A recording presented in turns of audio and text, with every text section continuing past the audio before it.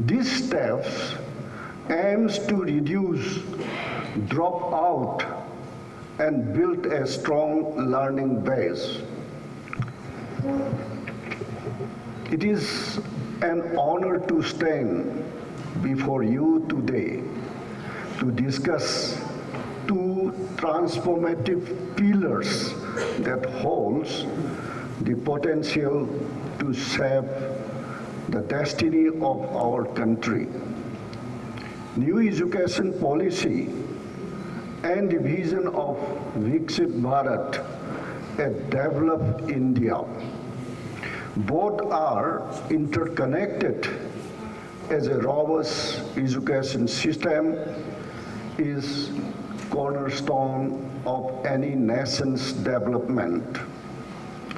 Let me highlight some few points of the National Education Policy 2020.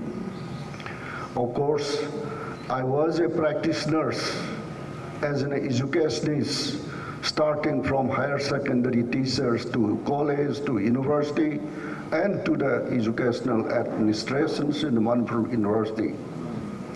And of course, as a representative of the peoples of Manipur, I have the opportunity to participate in the implementation of the new education policy 2020 as a state education minister in the government of India. Perhaps new education policy 2020 introduced by the government of India is a comprehensive framework aimed at revolutionizing our education system.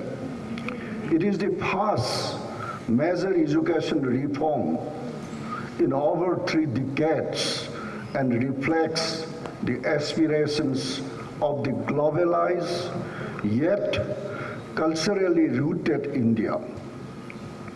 The NEP is a landmark reform designed to make Indian education more inclusive, flexible, and multidisciplinary. Some of the few objectives and features of the NEP 2020. First, I would like to focus on foundational learning. National education policy emphasizes early childhood care and education, in short, ECCE, to strengthen foundational literacy and numeracy in the critical age group of 3 to 8 years. These steps aims to reduce dropout and build a strong learning base. Second one is structurally we change it. Say, for example, we commonly know about 10 plus 2, but now it will be 5 plus 3 plus 3 plus 4, replacing the 10 plus 2 structure. The NEP introduces a new system divided into foundational, preparatory, middle, and secondary stages. These are the 4 stages of the structure of the new education policy 2020.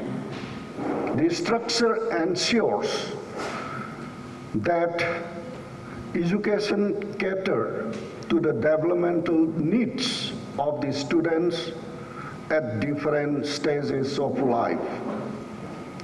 Third one, we are giving trust to the skill development and vocational training.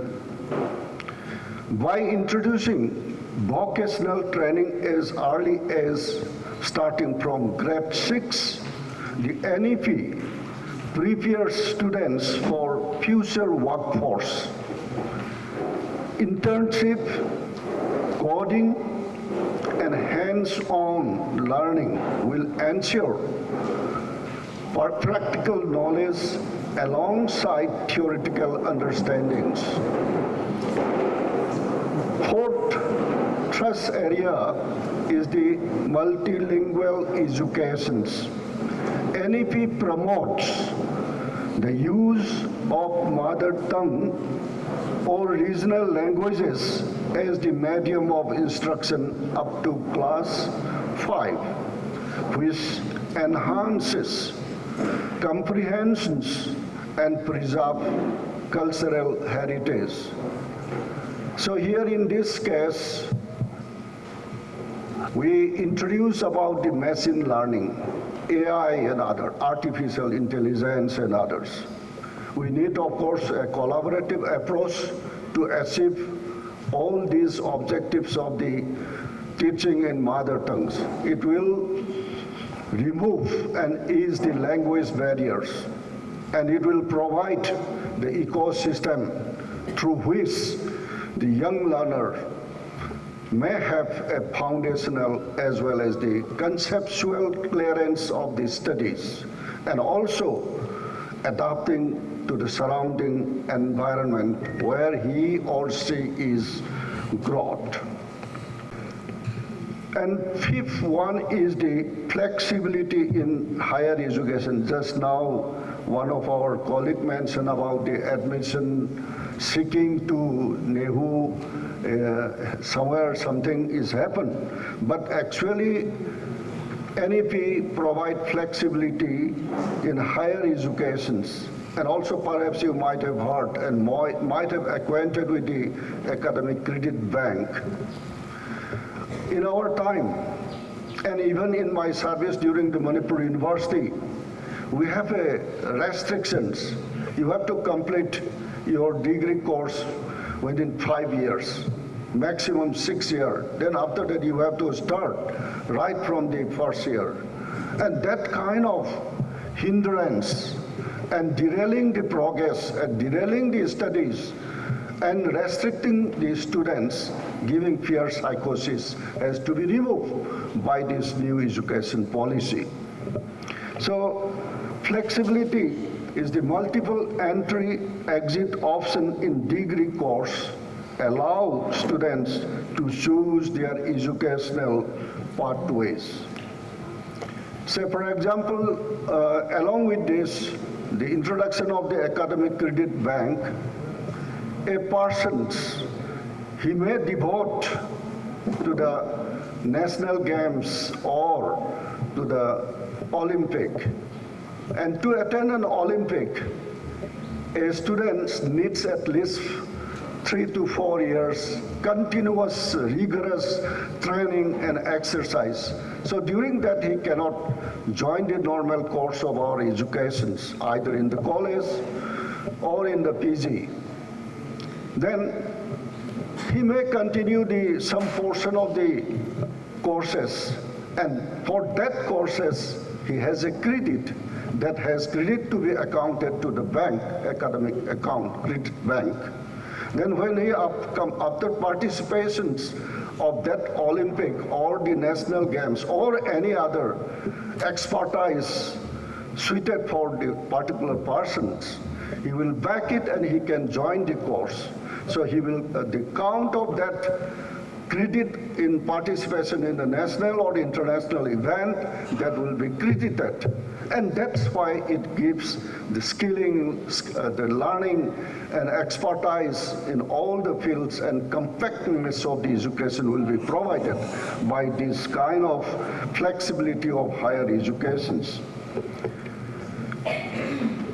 Introduction of single regulators, the Higher Education Commission of India.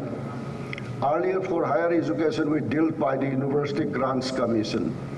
Now University Grants Commission, AICT and funding, that will be grouped under this Higher Education Commission of India. So in a sense, the system of education is making in a uniform, under one roof it is coming up. So this flexibility will ensure and also will provide the single system of regulations. 6.1 is the digital and technological integrations. The new education policy advocates for the use of digital tools and online education platform like Diksha and Swayam to make education accessible and inclusive, especially for the rural area. Here, I would like to share some information. During my short tenure as a state education minister in the Council of Ministers of the Government of India, we have assessed particularly of the northeastern India. And we come to know that online education and digital education, we totally depend on the internet. And we conduct a survey of the northeastern India. How much of internet facilities are provided to the academician as well as to the students? I'm not criticizing my own state. It's a drawback for us. Nagaland, 75% of the students' community, the academic communities, enjoy the facility of the internet. Mizoram, about 60%. Meghalaya is about 80%. Assam, 75%. Sikkim, so on and so forth. But Manipur is still below 45% of the facilities is extended to the education system. So under such circumstances, how can we use this kind of digital and online education? Sometimes I have also come across some of your topic today's about the curriculums and others. We need a uniform standard quality of curriculum all over the country because we want to be world-class citizens by 2047. So for that, the online Swayam or the Diksha, of course, under University Grants Commission in our time, there was a countrywide classroom. Through that, a new arenas and new events were tried to focus and educate all through length and breadth of the country. But now, we should not be lacking behind of any other advanced institutions in terms of the curriculums and course curriculum. Of course, the UGC regularly provide every 3 years, University Grants Commission has circulated modules of the courses to be adapted with to arrest with the changing circumstances or the revolutionization of the information. Perhaps you will be astonished. Once University Grants Commission has conducted the revolutionizations and the expansion of information, what is the rate of expansion of information to this globe? Every 5 minutes, more than 20,000 information has been generated, out of which how much of percentage we are able to use, able to educate to our younger generation so that to be a global citizen, world-class students, world-class education quality has to be provided.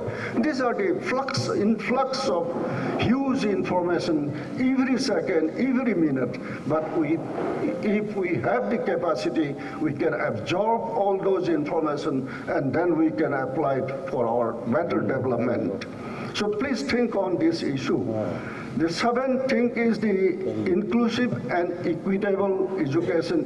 In this equitable education, we need that regular and uniform standard of syllabus and curriculum and information use should be given. But here, inclusive especially emphasis have been given to marginalized groups, including economically disadvantaged communities, girls and child with